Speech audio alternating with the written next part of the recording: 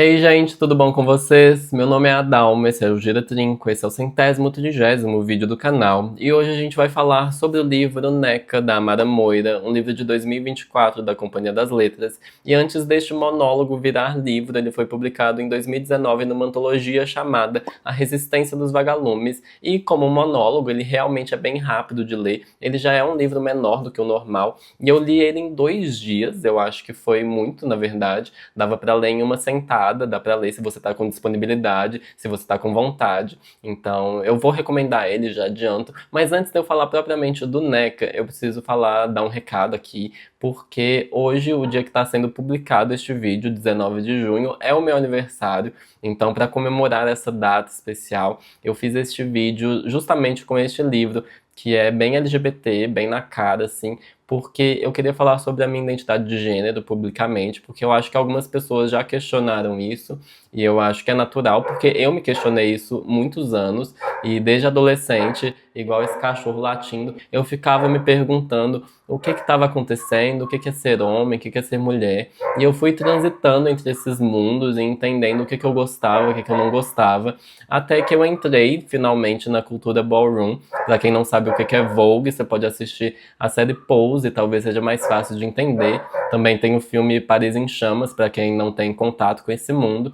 Mas enfim, é um lugar de dança, é um lugar de performance, e que tinha muitas outras pessoas LGBT que também viviam o que eu estava vivendo.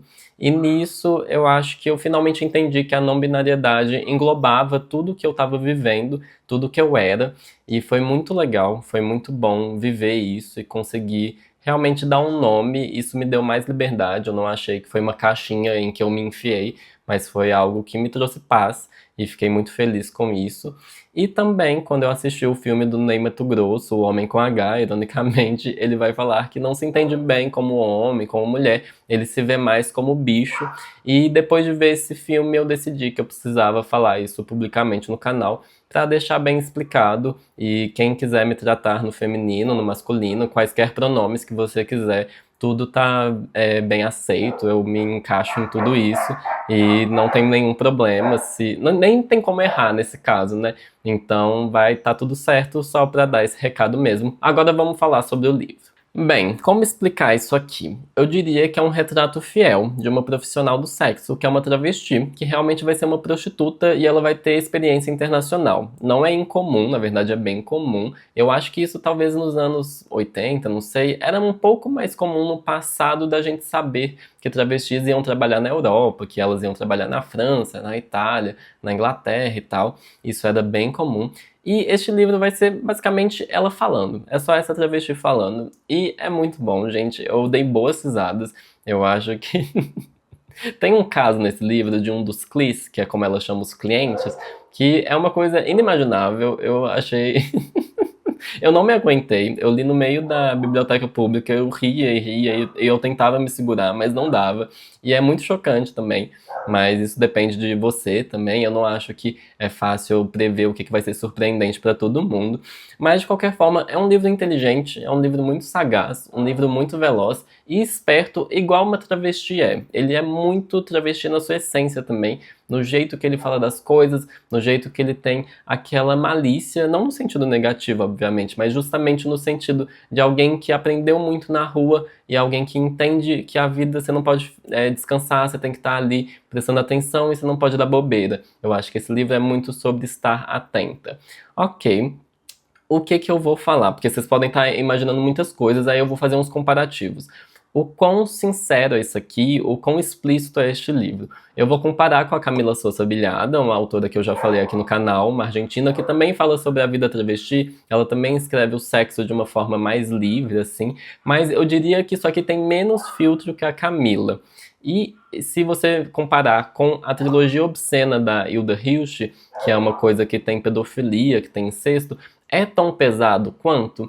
Talvez, mas em outro sentido. Não vai para esse lado criminoso ou de coisas que realmente são tabus muito maiores, digamos assim. Porque não tem pedofilia, não tem nada de incesto, mas é um livro que é muito escatológico. Eu acho que é uma boa palavra para ele, mas eu também vou explicar isso daqui para frente.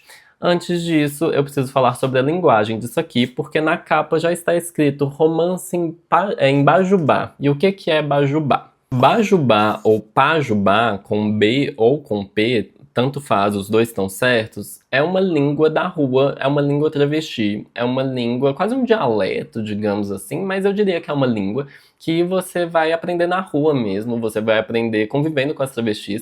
É uma coisa que tem algumas interseções com a mídia mais ampla, assim. Tem o álbum da Linda Quebrada, que se chama Pajubá, você talvez conheceu assim. O meu primeiro contato mais forte, em que eu entendi o que era Pajubá, foi com esse álbum, um álbum muito bom, inclusive, eu gosto muito dele, e que vai falar também de todas as experiências travestis e tal.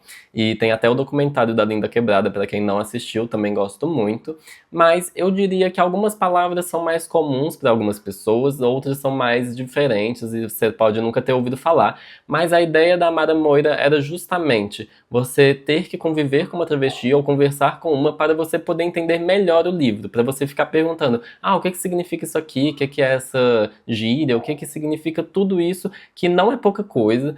E eu fiquei assustado porque inicialmente eu falava assim, nossa, mas eu bati o olho e pensei, isso vai dar um livro inteiro? Alguém fala desse jeito por tanto tempo? E é muito natural. Para você que já conviveu com uma travesti e que ela vai falar todas essas palavras com muita fluidez, é um livro que realmente é isso. Não é uma coisa que fica exagerada, não fica caricato.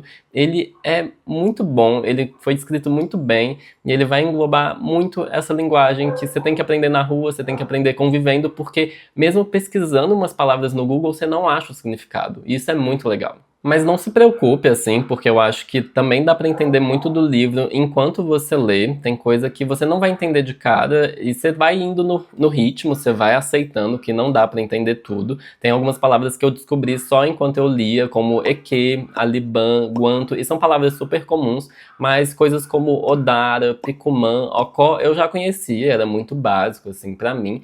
E eu acho que uma coisa que o Esperanto chora aqui neste livro é que tem muitas palavras de outras línguas, mas todas elas são escritas do jeito que se pronuncia. Ela, a travesti que tá fazendo esse monólogo, que tá falando o tempo todo, ela viveu na Itália há muito tempo, então tem muito do italiano. Coincidentemente, eu tenho estudado italiano recentemente. E aí foi muito fácil pra mim conseguir entender melhor ela. E eu não sei como vai ser a sua experiência com o livro, mas eu acho que você tem que ir na fé, você tem que aceitar isso aqui, porque vale muito a pena, é muito divertido. E quem que escreveu isso aqui, quem que teve essa ideia, foi justamente uma travesti, mas não é uma travesti qualquer, é uma travesti muito estudada, uma travesti que tem doutorado, não em qualquer coisa, gente, o doutorado dela é muito chique. A Amara fez um doutorado sobre as indeterminações de sentido em Ulisses, do James Joyce. É surpreendente, eu fiquei de cara, porque só ler isso aqui não é pra qualquer um. Fazer um doutorado em cima disso não é pra qualquer um mesmo. E ela vai também conectar a literatura a esse monólogo de um jeito muito interessante, porque ela vai falar de um apagamento histórico de figuras LGBT na nossa literatura brasileira. E alguns autores a gente não aprende que eles são LGBTs, apesar de muitos indícios fortíssimos de que eles sejam, para não dizer confirmações. E pessoas como Mário de Andrade, Álvaro de Azevedo, Fernanda People, que é o Fernando Pessoa. E eu achei muito legal como isso foi conectado. Eu acho que em alguns momentos do monólogo, talvez as referências são muito boas, é servido de um jeito muito legal, é bem intricado, mas talvez fique um pouquinho didático, mas eu acho que é bom também, porque a gente precisa aprender isso de algum jeito e que seja como a travesti falando com a gente. E no meio desse aprendizado todo, a gente também vai ver o livro abordando questões políticas e questões de saúde pública de um jeito que eu gosto muito. A gente não vai estar analisando artigos científicos, a gente vai estar falando da vida de travestis que precisam de um nome social, que precisam de oportunidades para sair da prostituição, elas que vão estar levando facadas nas costas, literalmente, e que também vão estar injetando no próprio corpo silicone industrial, em nome da pressão estética que elas sofrem ali. E isso é um enorme problema, naturalmente, mas são problemas mais tradicionais, entre aspas, entre as travestis. Tem o livro Rainhas da Noite, do Chico Felitti, que vai falar muito sobre esses assuntos. É um livro que vai falar da vida de 3 travestis que comandavam a noite de São Paulo, que comandavam a vida noturna paulistana. É um livro que eu recomendo, achei bem legal. E eu acho que o Neca vai um pouco além desse tipo de livro, porque ele vai falar de tabus que são realmente tabus. Ele vai falar de coisas que são educação sexual, até para pessoas que às vezes nunca tiveram uma aula de educação sexual. E eu acho que isso pode ser chocante, mas o livro vai falar de sexo com animais. E é uma coisa que no interior do Brasil não é tão incomum quanto a gente pensa. Tem uma pesquisa de 2011 que fala que 1/3 dos homens vai ter tido relação com animais. E eu falo de porcos, eu falo de galinhas, eu falo de vacas, eu falo de éguas. E isso é muito chocante para mim. Eu não sabia que era um número tão alto e pensar que esse número deve ser menor do que a realidade é ainda mais surpreendente. Mas isso precisa ser falado, além da questão do consentimento de animais que não existe, eles sendo submetidos a esse tipo de ato. A gente também tem que falar que a incidência de câncer nesses homens duplica, então é algo que se eles soubessem, talvez eles diminuiriam também, porque a vontade que eles não suprimem... é muito absurdo, gente, eu nem sei porque que eu tô falando disso. Continuando, o livro também vai falar de Viagra de um jeito legal, porque muita gente deve imaginar que travestis sejam passivas na hora do sexo, mas muita gente paga para elas para que elas sejam ativas, e aí elas vão ter que usar Viagra muitas vezes, e isso na prostituição deve ser mais comum também, o uso de Viagra, apesar de que eu acho que a gente também não sabe quantas pessoas usam Viagra com muita frequência. E eu achei legal que no livro isso é sintetizado pela frase: não conheço uma travesti que ficou rica passiva. Já ao contrário, exemplo é o que não falta.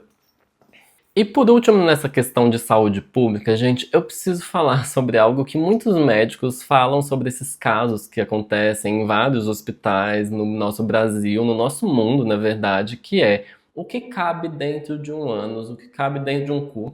Por quê? Porque as pessoas enfiam cada coisa e eu acho que a gente precisa falar sobre o quanto isso vem de uma supressão do que é o desejo de sentir prazer, onde existe prazer. Eu acho que a próstata ser estimulada não é algo absurdo, e o quanto a culpa cristã está um pouco envolvida nisso, né, das pessoas não falarem que gostam, mesmo que sejam héteros. Eu acho que muitos casais, muitos podcasts, eu acredito, recebem casos de mulheres que ficam assim: ai, meu marido gosta de fio terra. E eu acho que isso é para ser discutido, isso existe, isso é uma demanda humana. Então a gente precisa falar mais sobre isso, a gente está pronto para essa conversa.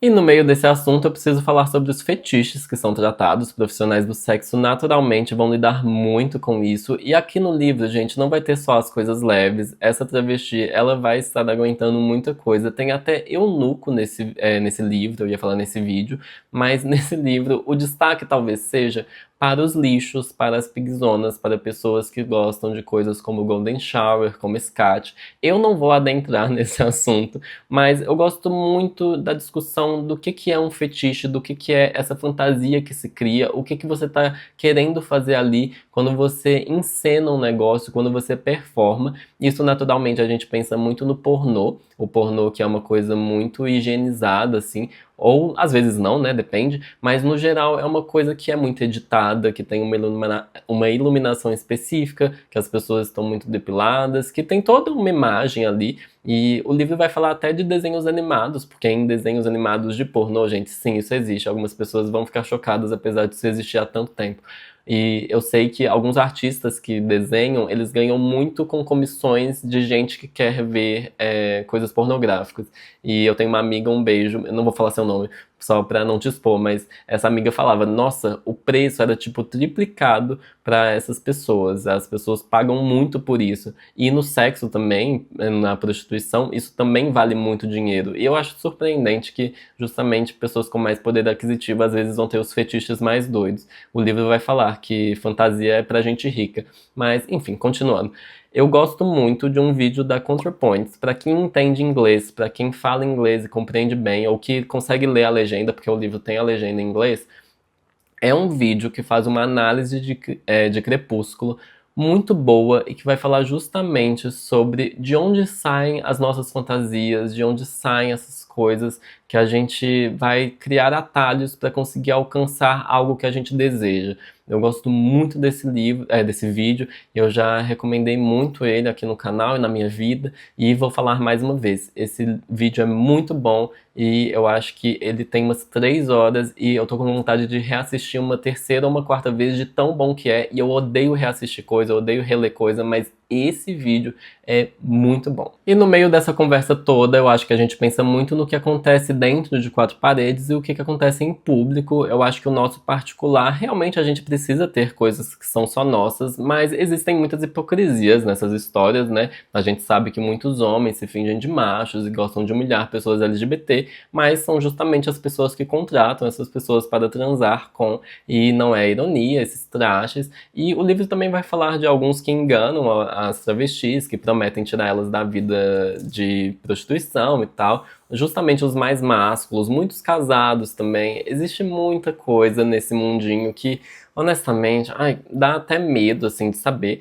Uma coisa que foi um pouco diferente foi o livro falar sobre mulheres que também gostam de travestis. Isso é muito pouco citado, mas eu gosto que isso seja pontuado porque realmente existem as mulheres que gostam.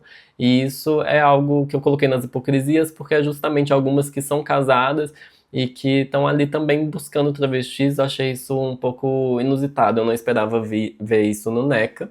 E, além disso, tem os homens que, assim, isso acontece em vários namoros, mas também com essas travestis, homens que estão procurando uma mãe, que estão procurando uma psicóloga e que vão atrás dessas pessoas justamente para ter um lugar de conforto e que não sabem pedir isso para quem realmente pode ajudar propriamente.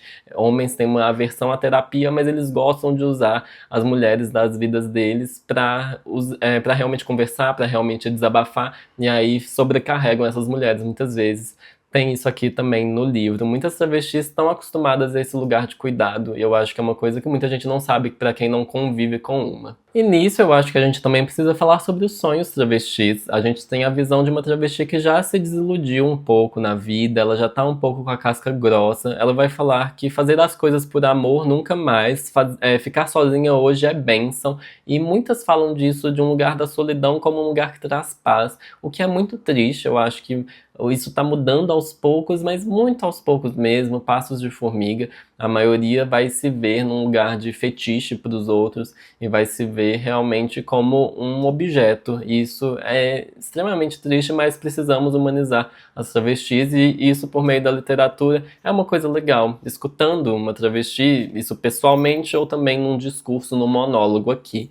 E elas vão aprendendo os truques, eu acho que esse livro é muito sobre truques também, e não só os truques de sobrevivência, mas os truques de beleza. E uma das frases que eu mais gostei do livro foi que ninguém ama beleza como uma travesti, porque tem umas travestis que são belíssimas. A mulher mais bonita do Brasil já foi a Roberta Close, né? Elas talvez fossem um pouco mais famosas naquela época em que era novidade para todo mundo, e espero que voltem ondas em que as travestis ganhem ainda mais destaque. A gente tem algumas que são famosas na mídia, mas eu acredito que elas precisam ser mais inseridas nos nossos meios e que realmente ocupem mais espaços. E só para falar do final do livro, então, a gente vai ter um poema lindo, lindo, lindo. Eu amei esse poema, achei uma gracinha, eu fiquei chocado, assim. Vocês também vão ficar, quem for ler o livro. E a Simona, que é a nossa personagem, a nossa travesti que está falando conosco, que saudade que dá dela no finalzinho. Quando ela vai despedindo, eu já fico, ai, não volta, Simona, fala mais comigo, por favor. Deu muita vontade de continuar essa conversa. E eu acho que se liga muito ao pedido da Amada de falar com travestis para poder entender o NECA. Eu acho que o livro também pede que essa conversa continue depois.